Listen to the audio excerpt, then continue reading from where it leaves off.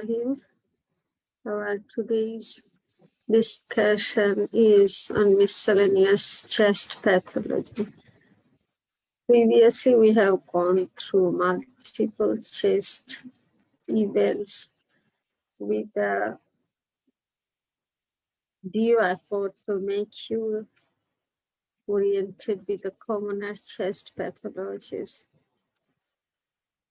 Today, we are going through some interesting topics so that you will be interested more with the chest radiographs. I am always trying to have an effort to make you introduced with the chest X-ray, not with other modalities, because you juniors, with the context of our socio-economic status, you may have not CT scan or MRI very frequently, especially in the periphery of the country. So you have to be very good oriented about the chest pathologies. Some of the pathologies will be discussed here now, will make you more interested and more exposed.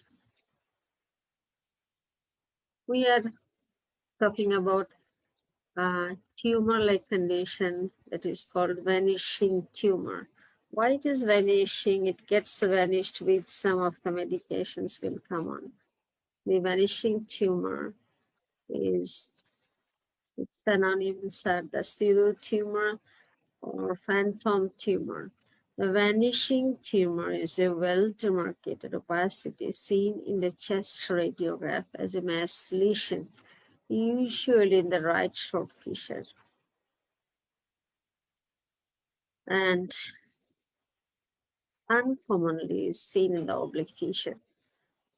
And the diuretic application subsequently causes resolution of the opacity. That's how it is called vanishing tumor. And it is usually associated with cardiac decompensations. And you see here, a pathology is seen, a very well demarcated, outlined, smooth outlined, teardrop-like opacity seen in the right mid zone. Initially, you may think of that it is a pathology, maybe a mass lesion or many things you can try to find out.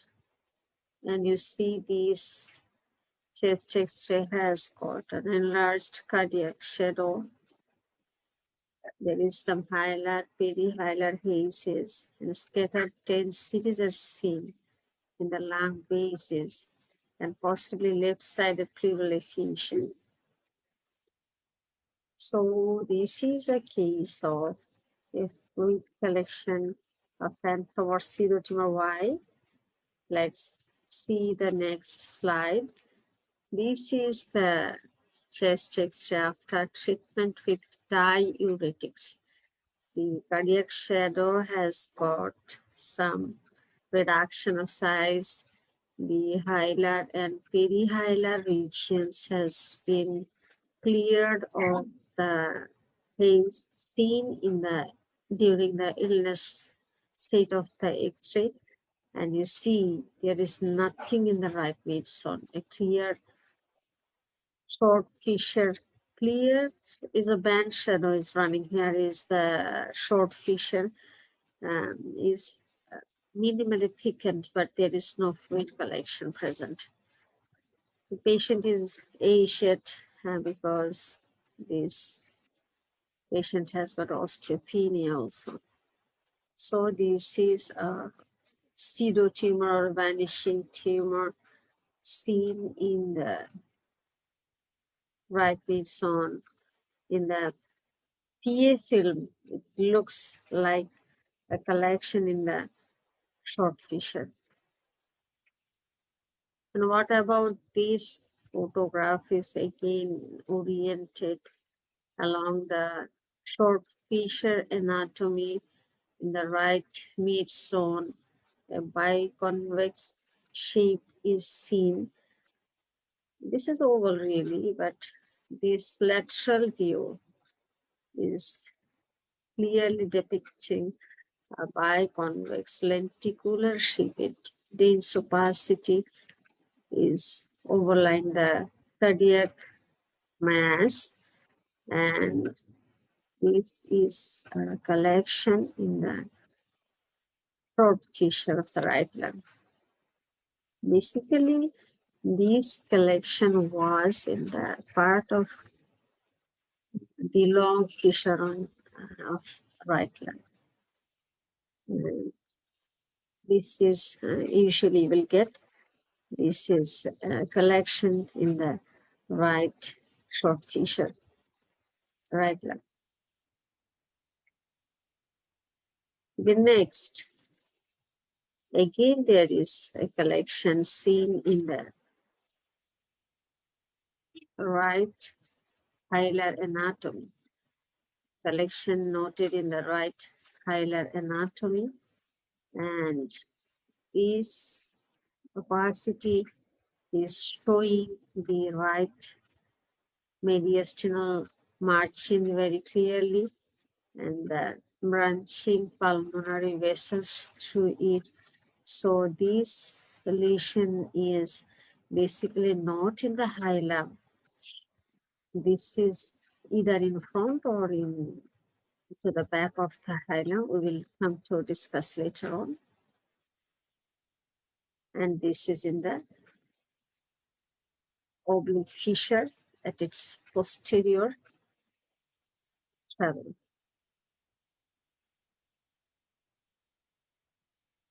Again, this patient is seen here as having, there is increased cardiac dimension, and this patient also has got some emergency lines to be set on the chest wall.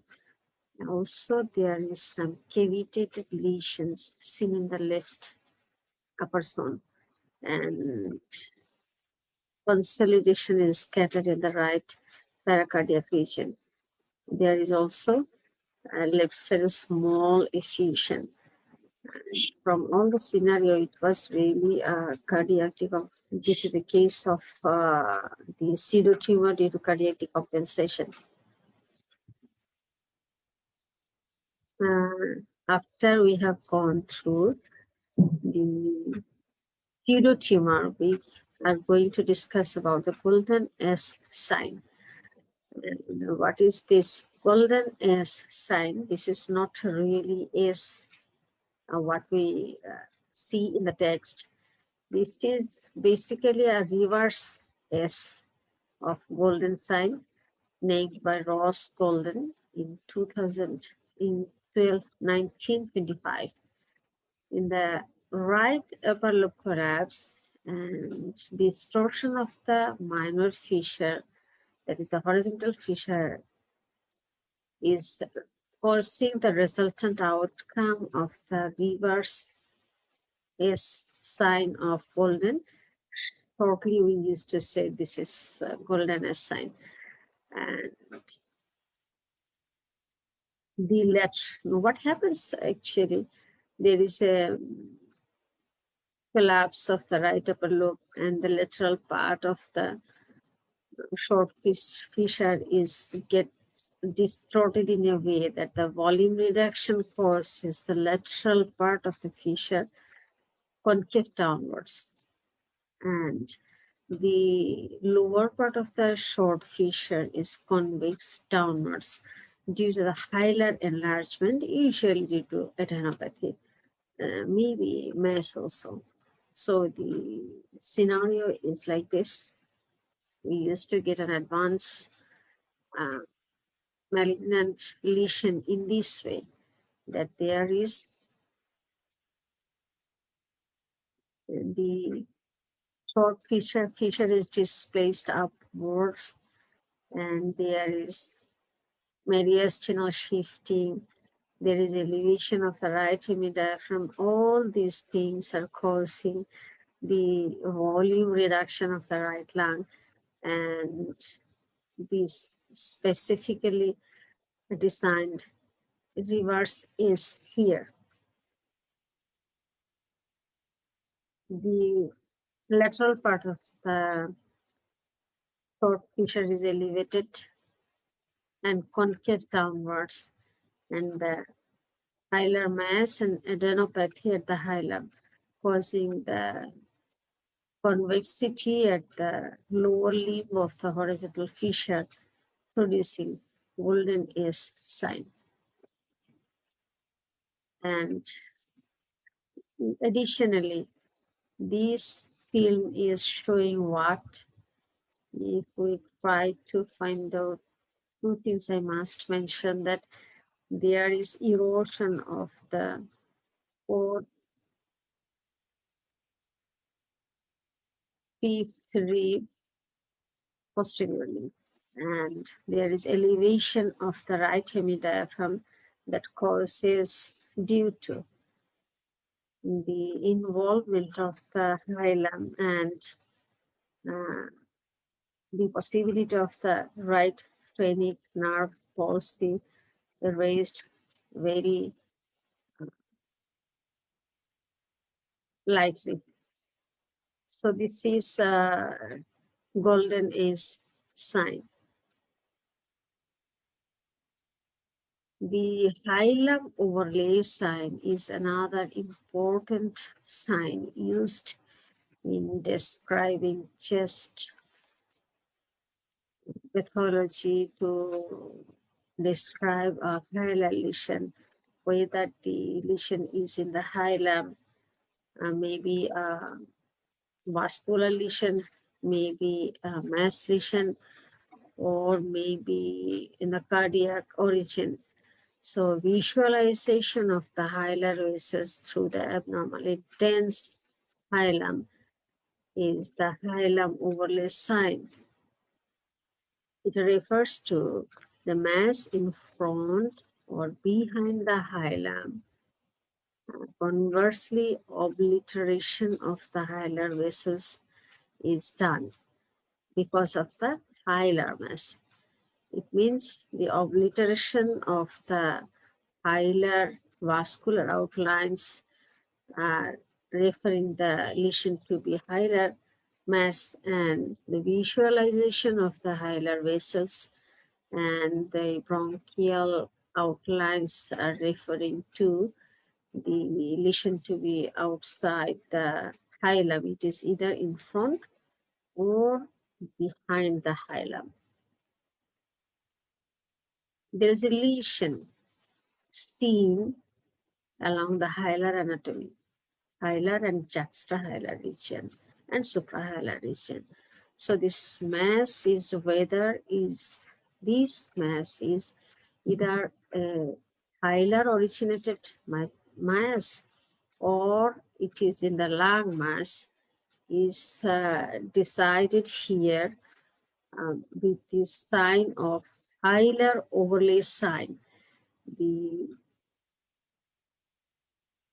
lesion has outline overlapping the hilum, but you see that this lesion is not causing the obliteration of the normal hilar anatomical vessels. The vessels are running upwards and downwards and laterally seen through the lesion. So this lesion is basically not a hilar mass. This is a mass either in front or behind the hilum. In this X-ray, one thing is to be added, that there is an old right clavicular hinge fracture noted. And another thing is to be discussed in this film particularly, that there is normal cardiac dimension, but if it is a hilar mass, we think of is there any possibility or not. Such large hilar mass will cause definitely pulmonary collapse and mediastinal shifting. But you see that this lesion, and in this X-ray there is basically no mediastinal shifting. So this is another indirect clue of a mass to be pulmonary, not hilar mass.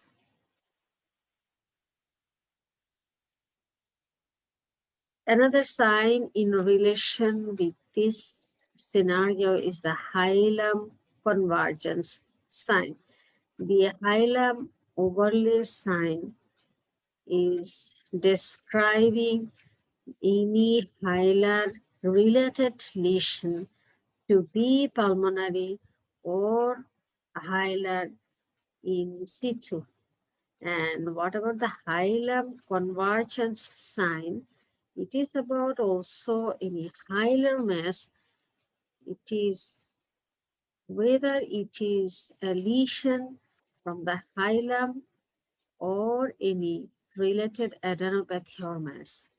If the pulmonary vessels in the hilum converge centrally towards the lateral margin of the hilar bump is the pulmonary artery. It means there will be a mass lesion with a convexity outwards and the hilar vessels are converging centrally towards the lateral margin of this convexity. This is a pulmonary vascular lesion. And if the pulmonary vessels do not converge centrally, rather converging towards the west of the heart and seen through the mass, it's not a dilated artery. It means the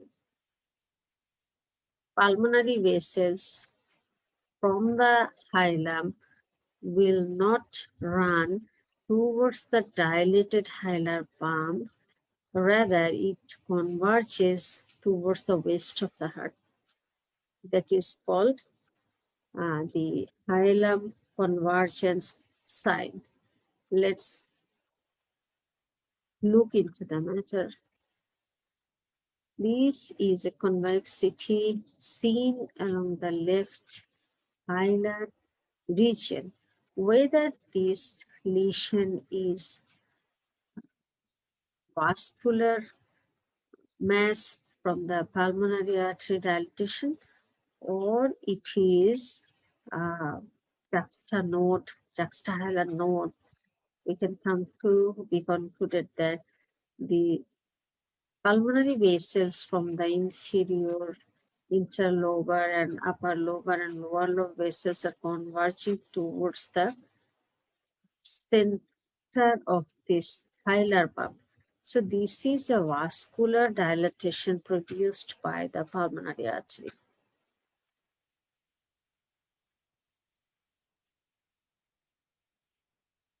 And an interesting film to be discussed here, of course, that there are two lines together.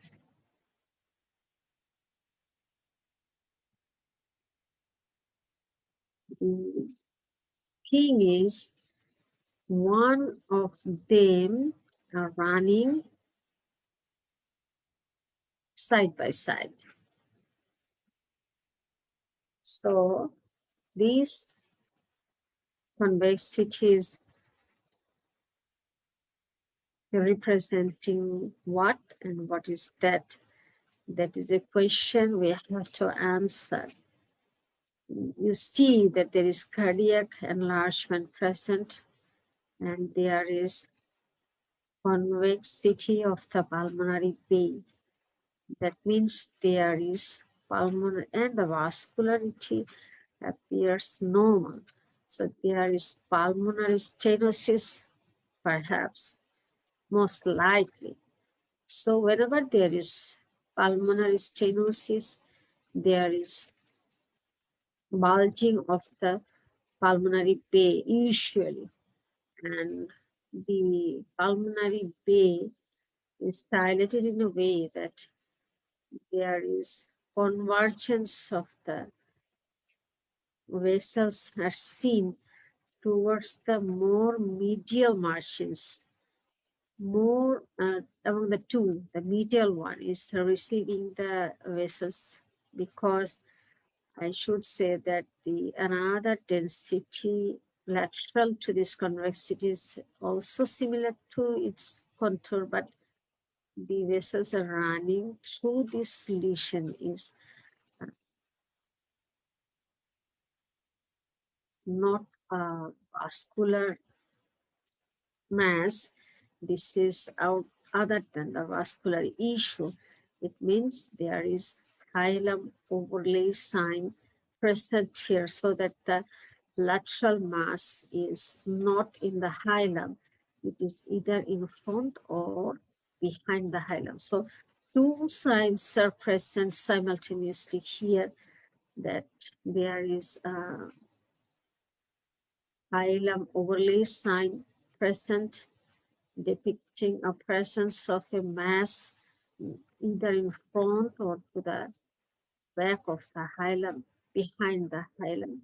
And there is dilated pulmonary artery here receiving the smaller branches to be oriented towards it. So this is a type of presentation in cases of hilum pathology.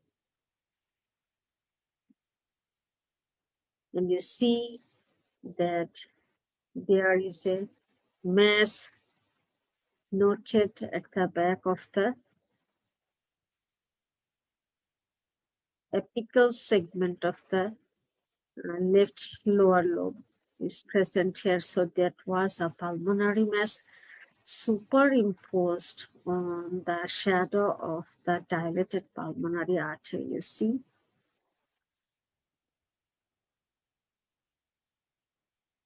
And now we can go through another interesting miscellaneous condition, that is Pancast tumor.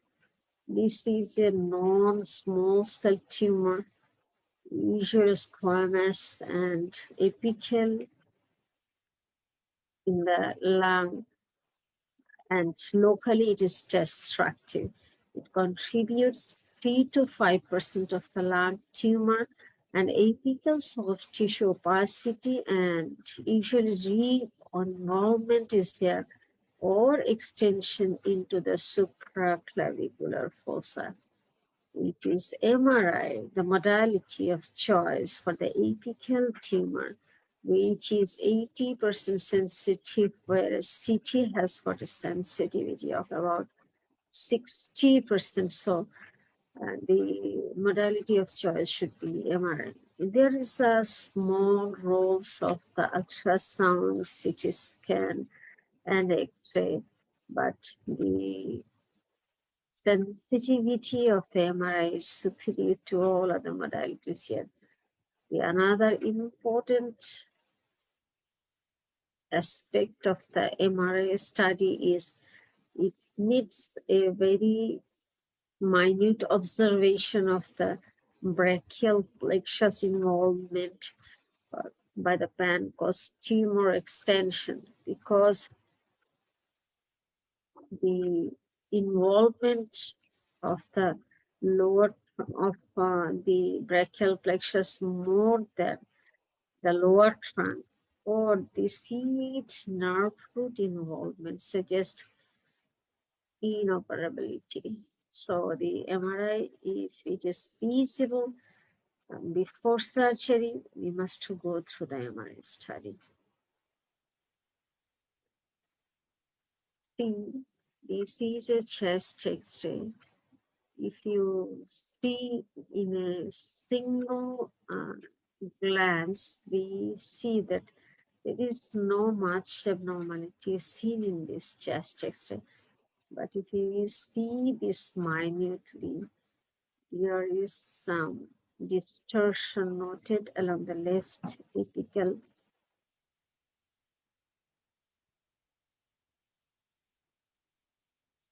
region. There is crowding of the ribs, producing a scenario of local collapse, and there is a pleural thickening noted along the apical and related lateral chest wall.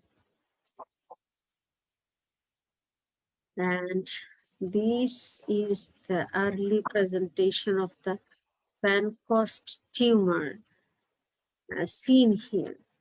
So the chest X-ray here is not showing much more than this subtle changes, no rib fraction or soft tissue involvement outside the chest evident. And no nodal involvement is even seen, no pleural effusion or no mediastinal shifting. So what is the next?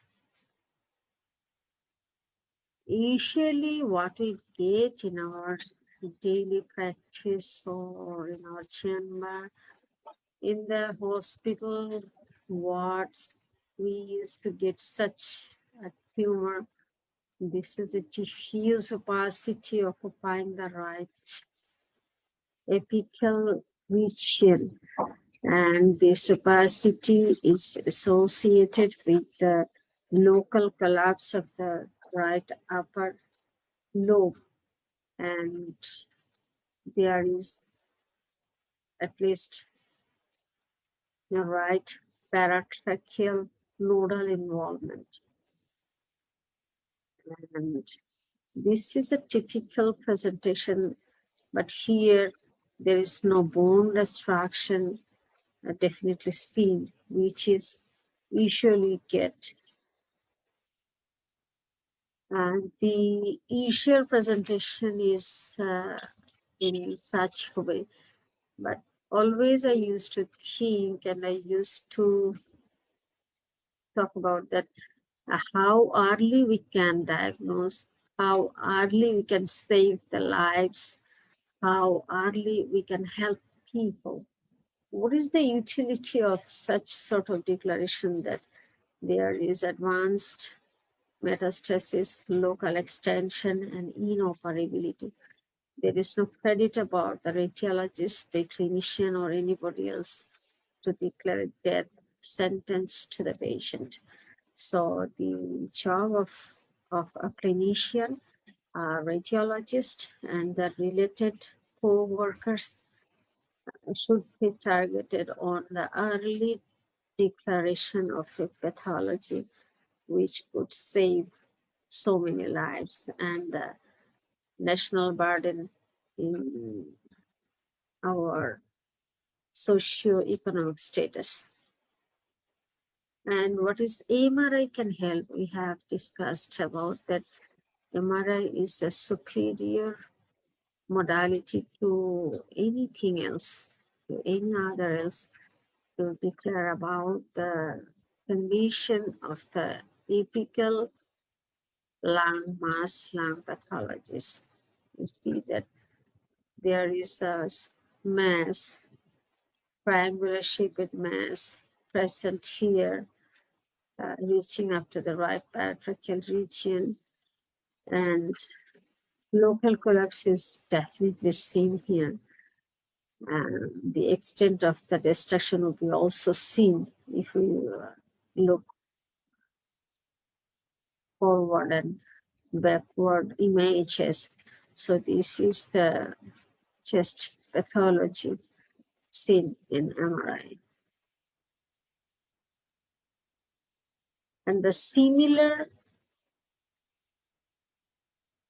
about PET-CT, like MRI, for the staging, follow-up, for the recurrence, and treatment response. The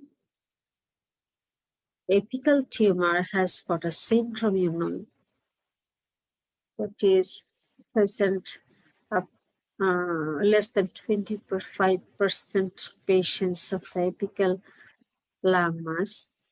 And this is all about our session today. If you like to have any question, You can join me. I am in Messenger here.